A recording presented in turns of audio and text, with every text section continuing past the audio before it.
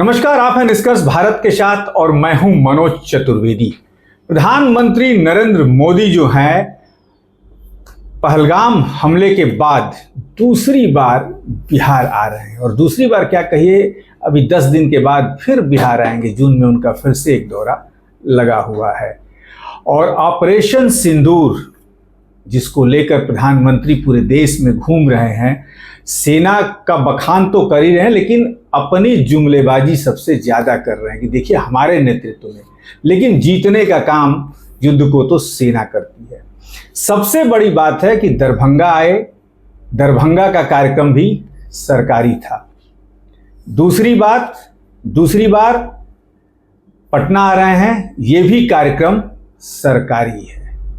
यानी कि आपके टैक्स के पैसे को प्रधानमंत्री अपने प्रचार और प्रसार में लगा रहे हैं। और इसी पर हम बात करेंगे। हमारे साथ सोनाली आनंद हैं, जनसुराज की प्रवक्ता हैं। उन्हीं से जानते हैं कि प्रधानमंत्री जो ये कर रहे हैं, हर कार्यक्रम को सरकारी बना दिया जा रहा है ताकि पार्टी का पैसा खर्च ना हो। जी हाँ, चुनाव की घोषणा होते ही जब प्रधानमंत्री यहाँ आएंगे तो पार्टी का पैसा खर्च होगा, लेकिन उसके पहले प्रधानमंत्री कितनी बार आएंगे, वो सारे पैसे जो हैं वो जनता के टैक्स के पैसे खर्च होंगे। सोनाली आनंद हमारे साथ हैं, जनसुराज की प्रवक्ता हैं। सोनाली, आपका पहले तो स्वागत है। बहुत बहुत धन्यवाद। क्या कहिएगा, प्रधानमंत्री पहलगाम के बाद दूसरी बार बिहार आ रहे हैं? देखिए, इसे जो बात आपने इंट्रोडक्शन में कही, ये बात कहीं ना कहीं इसमें सच्चाई है कि जब भी इलेक्शन पास आता है आपको ऐसे प्रोग्राम्स, ऐसी इनॉग्रेशंस या फिर ऐसी कोई बहुत सारी सभाएं देखने को मिलती हैं।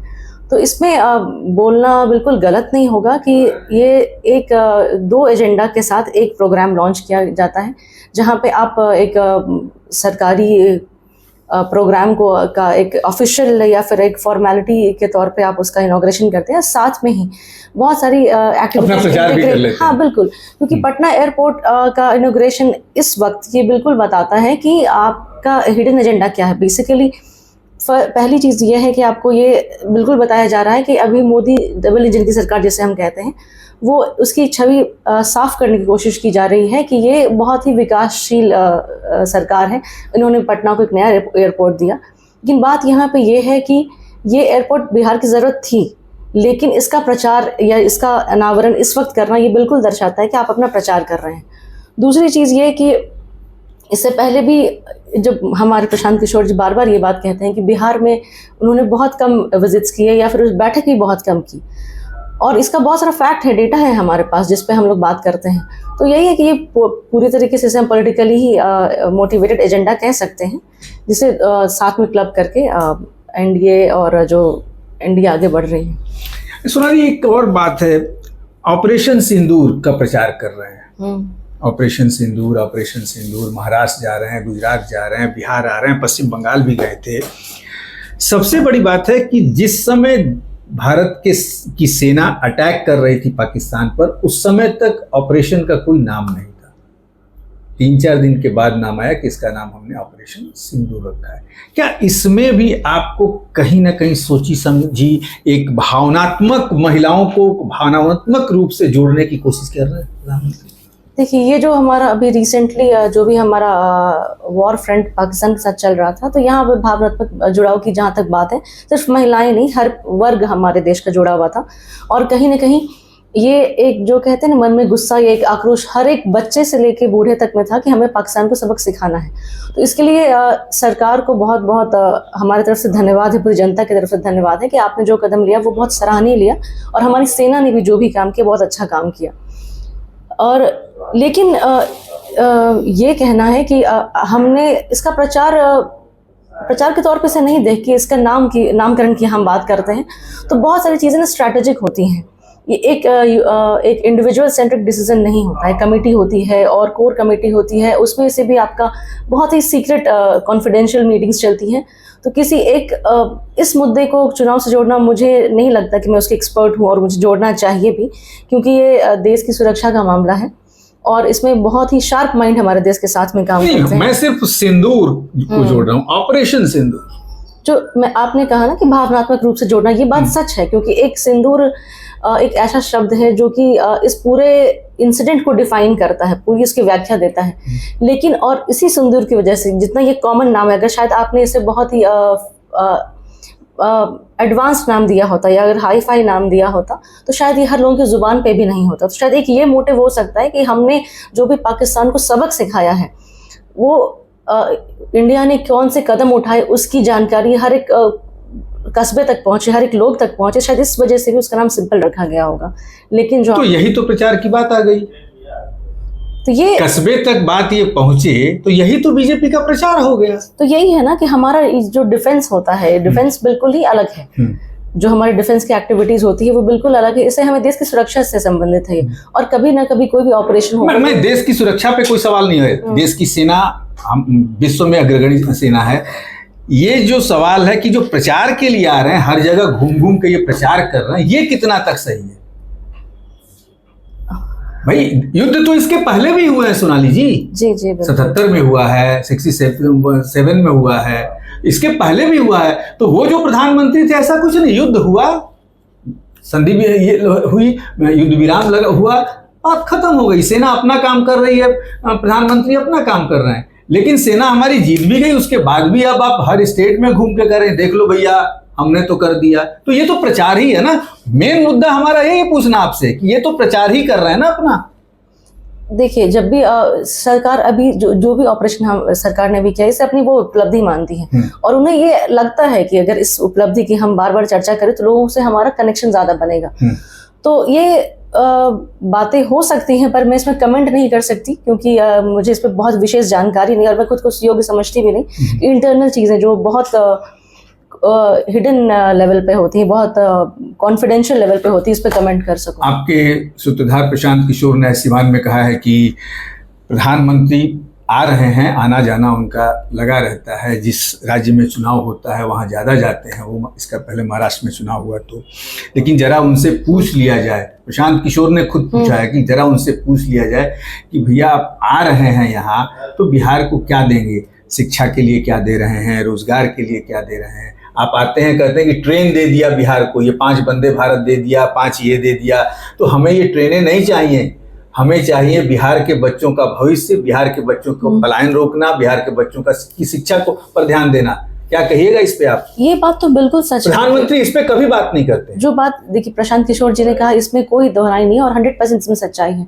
अगर आप जो एग्जाम्पल्स या जो भी पैकेज बिहार को दिया गया, ये सफिशिएंट नहीं है बिहार के लिए। जब भी हम विकास की बात करते हैं, विकास में एक ये सिंपल सा कॉन्सेप्ट है, इक्वल डेवलपमेंट और इक्विटेबल डेवलपमेंट।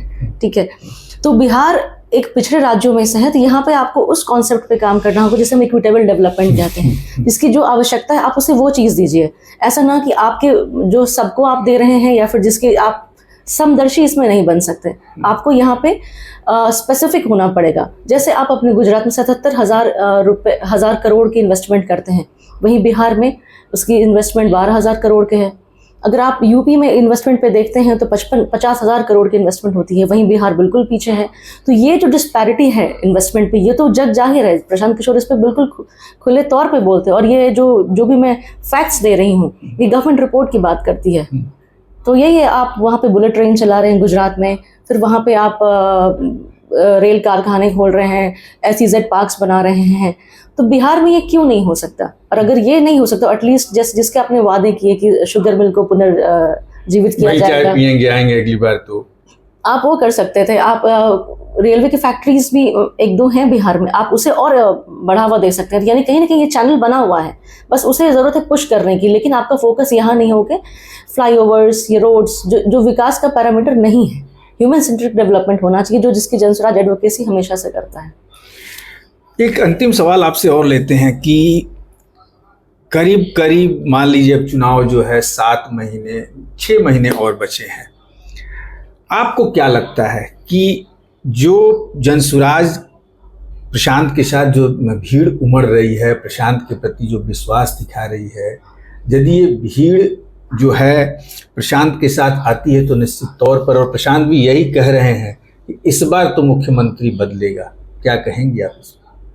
मुख्यमंत्री बदलेगा और बदलना चाहिए भी, क्योंकि ये लोकतंत्र है और हमें जब हम लोकतंत्र में ही हम खुल के बात करते हैं, जब हमारा लीडर या फिर जो हमारे राज्य के शीर्ष पद पे बैठे हैं अगर वो केपेबल किसी भी तरह से सक्षम नहीं है तो ये जनता सवाल पूछेगी। और ये जो हेल्थ रिलेटेड इश्यूज पे जो हम नीतीश कुमार के बारे में बात कर रहे हैं, ये कोई भी स्पेकुलेशंस नहीं, या प्रत्यक्ष हो चुका है लोगों के सामने।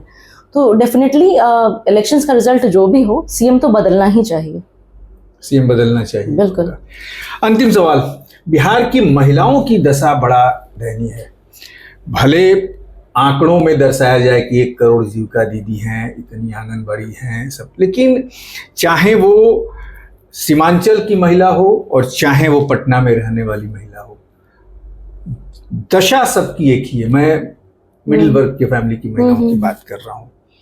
यदि आपकी सरकार आती है तो इनको कैसे सुधारिएगा? इनकी देखिए, सबसे पहली बात जो हमारी पार्टी खुले मंच पे खुले तौर पे बोलती है कि हम उद्यम को बढ़ावा देंगे महिलाओं के वर्ग में, जो कि कम दर पे ऋण की व्यवस्था उनके लिए की जाएगी और जो भी उद्यमी महिलाएं होंगी उनके इसका लाभ मिलेगा।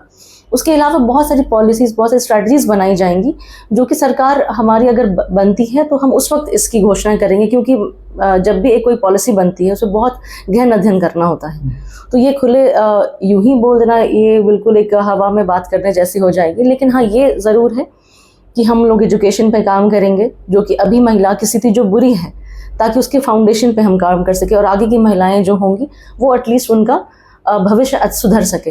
दूसरी चीज़ ये कि हमने उद्यमिता पे बात की, और उद्यमिता और महिलाओं का स्तर, अगर परिवार की स्थिति अच्छी होती है तो भी हम एक कह सकते हैं कि महिलाओं की स्थिति सुधरेगी। तो जब हम ना कहते हैं कि हम इनकम जनरेशन की बात करते हैं, माइग्रेशन रोकने की बात करते हैं, एम्प्लॉयमेंट की बात करते हैं, तो ओवरऑल जब एक फैमिली हेल्थ सुधरेगा तो एक महिला का पोजीशन अपने आप ही स्ट्रांग होते जाएगा। कहा जाता है, पुरानी कहावत भी है और उसे चरितार्थ भी ये महिलाएं करती हैं कि यदि एक महिला पढ़ेगी तो पूरा परिवार पढ़ जाएगा।